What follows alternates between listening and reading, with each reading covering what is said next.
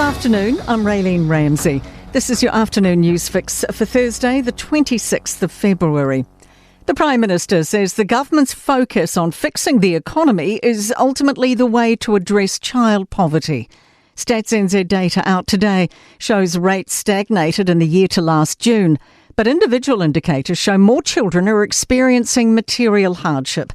Chris Luxon says at a glance the numbers look stable, but that isn't good enough. No New Zealander wants to see child poverty in our country, and clearly it's been a very difficult and challenging time with our economy. Farmers are pleading with the government to level the playing field between imported and local goods. They've sent an open letter to party leaders on behalf of the rural sector, calling for imported products to be brought under the same standards as Kiwi produce. Farmer Walt Cavendish told The Country, "We pride ourselves on our animal welfare rules, but they're not demanded of others." There's nothing on the other side of the ledger to stop currently products that are not to the same standard flowing across our border, and that's what we're trying to illustrate to this government. Meanwhile, tax relief's being made available for farmers and growers hit hard by recent storms. The government's classed the pummelling by weather in the Bay of Plenty, Gisborne and Canterbury as medium-scale adverse events. An industry representative says our reduced alcohol consumption represents a culture of moderation.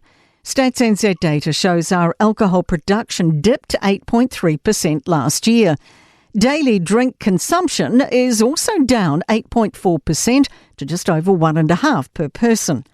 Alcohol Beverages Council Director Virginia Nichols says it's now socially acceptable to pass on drinking. There is real change going on out there where we're drinking less but we're drinking a lot better.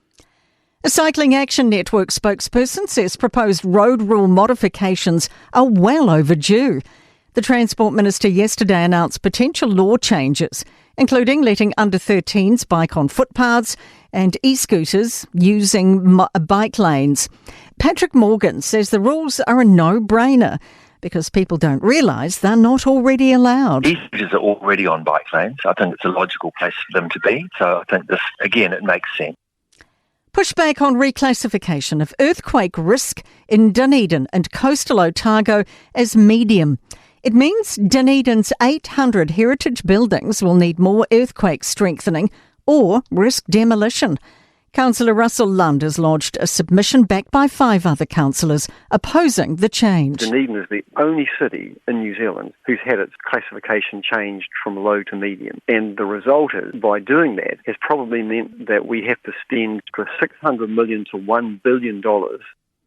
A warning to Electric Avenue Festival goers in Christchurch. Some drugs circulating at the 2-day Hagley Park event could be far stronger than expected. Know Your Stuff is asking attendees to ensure they take it easy, as more than half of pills tested recently contained more than 1 dose of MDMA. To sport déjà vu for Chris Greenacre. He's into his 4th stint as interim manager of the Wellington Phoenix after replacing Giancarlo Italiano. Greenacre says he's ready to help pick the team up off the canvas. Portia Woodman-Wycliffe has confirmed her retirement from rugby for a second time. IndyCar driver Scott McLaughlin has employed a grassroots strategy to turn his IndyCar fortunes around after a poor 2025. At the heart of his positive attitude is a return to the joys of go-karting. That is the latest news fix. We'll have another update for you tomorrow morning from the Newstalk ZB newsroom.